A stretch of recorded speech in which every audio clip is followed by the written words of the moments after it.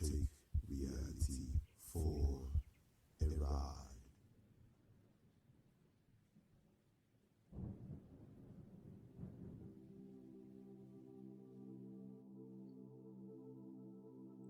It is of no doubt that we as humans are always captivated by mind-boggling phenomenon which circle around the questions or speculations of what is and what could have been. We dare our minds with brain teasers, puzzles, and riddles. Riddle me that. I've always been a fan. And all other sensations that provocate us intellectually. But nothing intrigues the human mind more than a paradox. But before a definition of the said word, a breakdown is of equal importance. Para originates from the Greek distinct from, and dox from doxa, meaning our opinion. So the term paradox literally translates as different from our opinion. A statement that would seem contradictory to or opposed by common sense, and yet is perhaps true. And I mean, it completely defies all logic and sense. You would hear a paradox and it will leave you like, wait, what? The hell am I supposed to do with this piece of information? It gets your head all busy with the processing of that thought. And so, I'd like to share with you what I think is my favorite and greatest of all paradoxes. I personally like this paradox because it poses more and more questions than answers, no matter how you try to look at it. If you happen to believe in a force that is greater or higher than yourself. This paradox is called the Omnipotence Paradox, and it poses this question. Could an omnipotent being limit or restrict its own supernatural powers?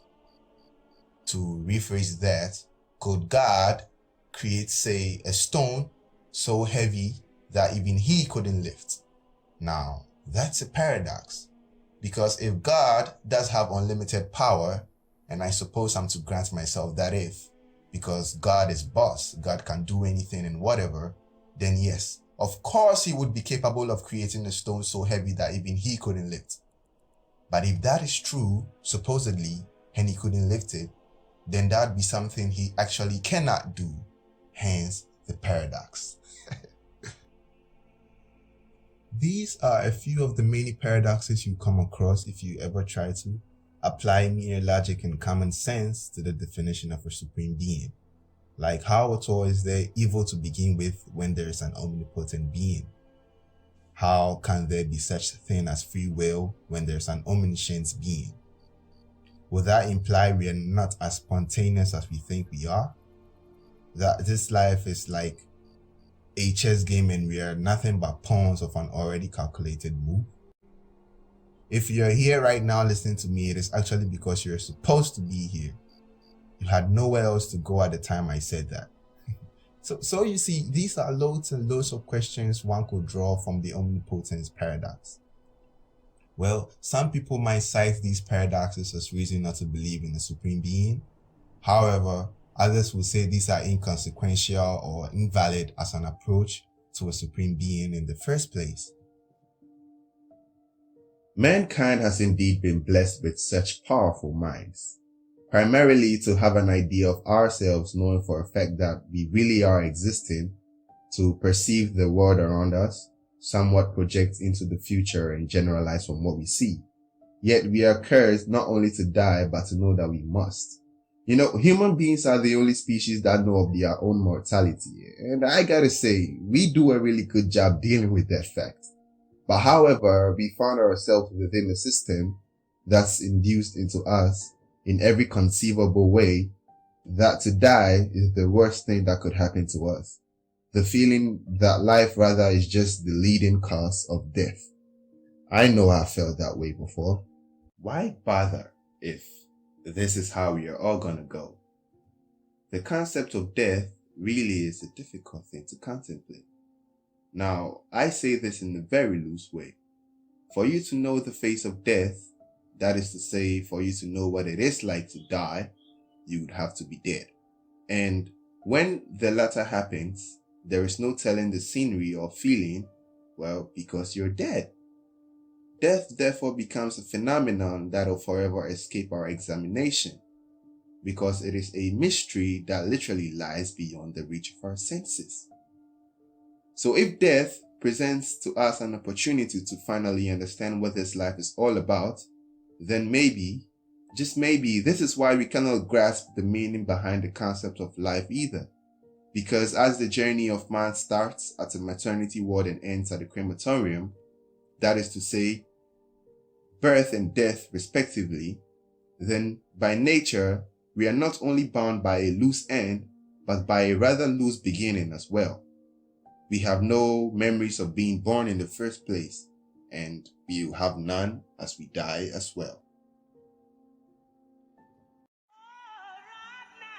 God doesn't ask if we accept this life. There is no choice. Life is forced upon you. The only choice is how you live it. Or not.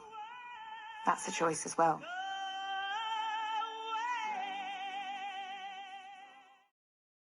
So in that same sense, I'm going to share a fantasy of mine with you, all of which have something in common with death. This fantasy, which I like to call the consensus within a vortex, and of course, I use the term vortex in a rather spiritual way, a swirling mass of energy or spirit somewhere.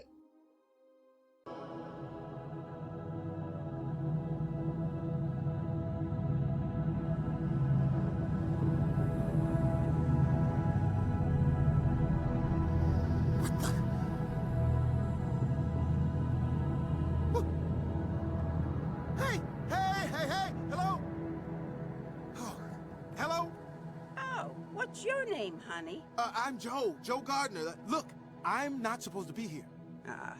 Must have been sudden for you.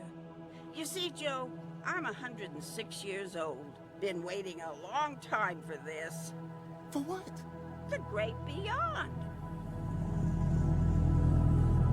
The great beyond? As in beyond life? Yeah. That's death right there? Exciting, isn't it? Do you have the slightest idea what it took you to be alive today? Funny story. Growing up, I remember whenever things didn't go my way, I'd literally get mad at my mother and ask her, why did you even give birth to me? Because I didn't ask to be born in the first place. I'd refused to see the little beautiful things in life because I was never content with anything. And I'm quite sure I'm not the only one who's ever felt that way. I was built for more. I always told myself that. Damn right I still do. Because looking at life and how it's fraught with unnecessary peril, I was 100% sure I wouldn't have accepted to be born if I really did have a say in that. That I was totally wrong. In many philosophical, religious, and methodological traditions, the soul is the incorporeal essence of a human being. Almost everybody would agree to the fact that we human beings transcend our physical nature. That we are not just consciousness locked up in this human skin. We are not human beings having a spiritual experience, but we are rather spiritual beings having a human experience, as one French priest put it. And spirits, just like energy, cannot die. That is to say, our raw form or our natural form has always been subjected to immortality. I just use this voice because it annoys people. It's very effective.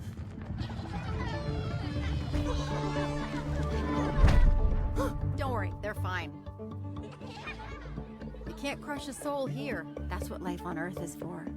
Very witty. Our lives as spirits was prolonged indefinitely. We could never experience death. And just like life on Earth, if our death could indefinitely be postponed, we wouldn't actually go on postponing it indefinitely because we would like it to come to an end at some point. It is just the balance of nature. So it's just like how an astronaut needs a space shuttle and suit to travel into outer space. In that same sense, your true form, which is to say your soul, took on the form of this body you are presently housing and in control of to journey through this life. So now, are you beginning to understand what agreement it is you took to be alive and conscious right about this moment? If you've ever asked yourself, would I have chosen this life if I really did have a say or a choice in it?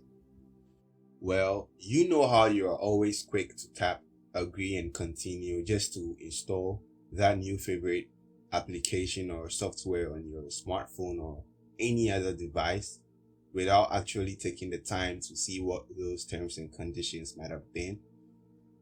It is in that same way this life and the world sort of glimmered with all the goodies and promises, and when it's bad, there is no getting out. You'd think that feeling alone would stop you from opting for this same life on your next round, but it never does. Well, I'll tell you this. 1,000,000 times would you be offered life, and 1,000,000 times would you beg and say yes just to be here even for a second. Why? Because in the end, you get to die. You get to tie that rope around your neck. You get to enjoy the sound of you jump off a cliff or even get hit by a bus. Because death really is an unfamiliar feeling to immortality, which our truest form is subjected to. Hence, we house the body, chose this life, rather to have a feeling of death. That is to say, we chose life just to die. That pause within the seconds during that happening is what truly makes us feel alive. And in that happening, we became addicts.